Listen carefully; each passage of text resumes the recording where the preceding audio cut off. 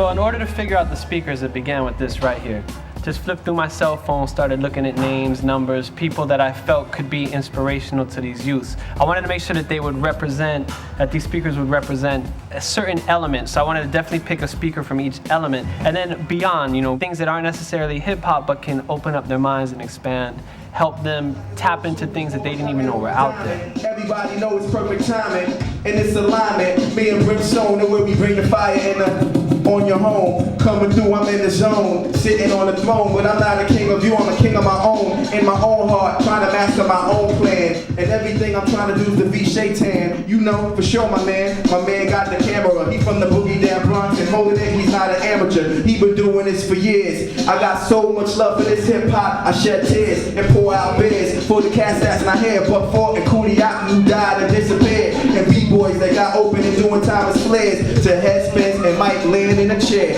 Yeah, we in here, Street Masters crew. I pass it to you to let you know what you gonna do. Oh, man. 777. B-boying is such a powerful element of hip-hop because it brings people together from all over the world of all colors and all races. And even if you speak different languages, that couldn't stop us right now from having a cipher and getting to know each other because the floor is what brings us together.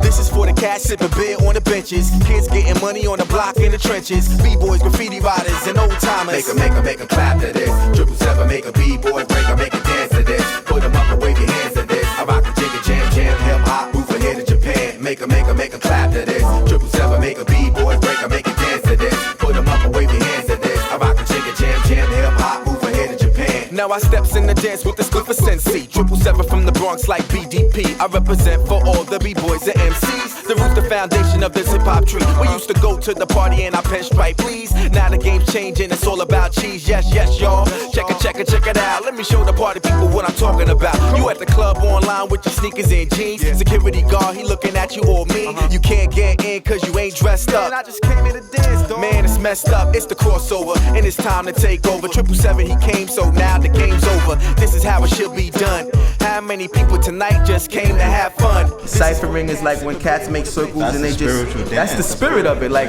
you just sporadically move, you do things right then and there, you make up moves. Cats now, they practice sets, like it's choreography, like 1, 2, 3, 4, 5. So when you see them come out, they're breaking real fast, they're not breaking to the beat, they're not calm. It's like a routine choreographed move just to win that battle so they could go home with the money. And then when there's a cipher going on and the DJ spinning, no one's dancing. And that's why we're here today, to show these cats that breaking is not just about the competition. It's about the competition and competing, but also just the love of it. Certain parts of the beats, you do your shuffles. A lot of these shuffles were from moves from the 50s, the 40s, back to the Charleston dance. So these were your shuffles, like when you're just chilling out. The beat would be regular, and then when it'll go crazy, guys will start rocking, boom, boom, boom. But this rocks, I'm gonna show you. 1, 2, 1, 2, 3. 1, 2, 1, 2, 3. Guys that would form up in lines like this were gangs.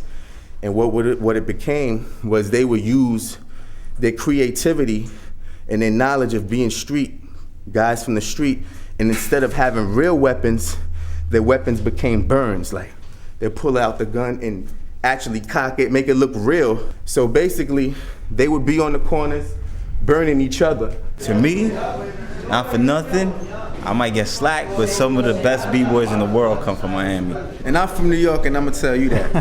That's the truth. It's not about being from New York or being from Japan. It's about taking the information and utilizing it. So what we're trying to do is give these cats the love and to make them feel proud to be Miami B-boys. Pulling a linoleum out in the cardboard out on Ocean Ave with the boombox and getting loose, hitting. Like, we're trying to bring that aspect of it back.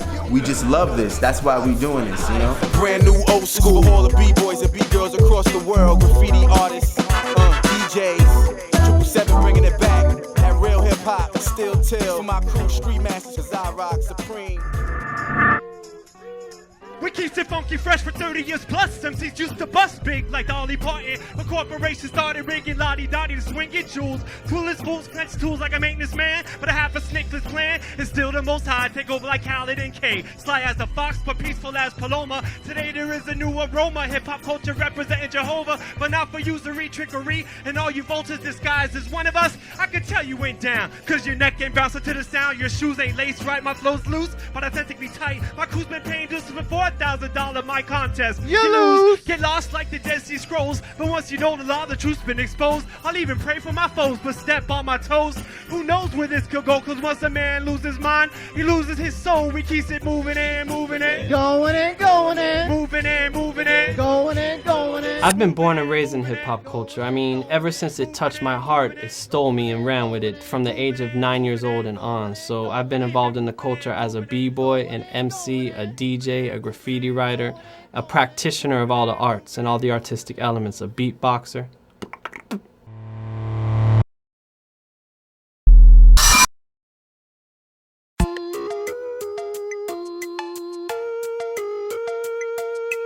Getting him out of jail. I've done that a couple of times. Seth had a group of people that knew him by name, Brimstone 127. They got arrested for graffiti on Miami Beach. And I went and I went to court, and I had gotten them all released into various programs. But the remarkable thing about it was one guy that poked another guy in the ribs and said, "Hey, you know who that is? That's Brimstone 127's Pop. He's a piece of history, man." Not about me, but referring to Seth. So it was then that I was finally realizing he was really making a name for himself. Man, it was all about, we called it racking up. Who could rack up the most paint, the most CDs, the most cassette tapes, the most shirts, pants. So up until the age of 18, I never got busted. I thought I was the smoothest, coolest cat out. That I was always slick, always getting away. As soon as I turned 18, bam, I got arrested like 3 times in a row. Shoplifting, graffiti, and marijuana. And I remember sitting in that jail cell, I was like, yo, this is not the place I ever want to be again. My husband would be the laid back one saying, "Oh, let him be, he'll grow out of it." And I was ready to commit him to a hospital. It was a paradox. I mean, I was accepting of him and his friends and what they were doing, but I was also concerned about his future. I was concerned to the point where I even took him to a psychiatrist to have him evaluated, and he sat there for a whole hour and he didn't say a word. So the man thought he was crazy, and he wanted to put him someplace, and I wanted to put him someplace too for his safety. Well, he wasn't out killing people. He wasn't out sticking people up. He wasn't out doing heavy drugs. He wasn't out creating, well, he was out creating mayhem. That we realized later on. One time we were trying to sell our house on 127th Street. We didn't even know Seth had a garden in the back outside the bathroom window.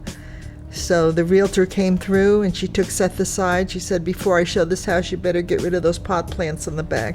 We didn't know what they were. We thought Seth was growing vegetables or something. He denied a lot of stuff back then, but there's still some mysteries that we still want cleared up. He'll tell me that probably on my deathbed, but The concept of P.A.T.H is launched in a few different ways, and it also continues to manifest itself.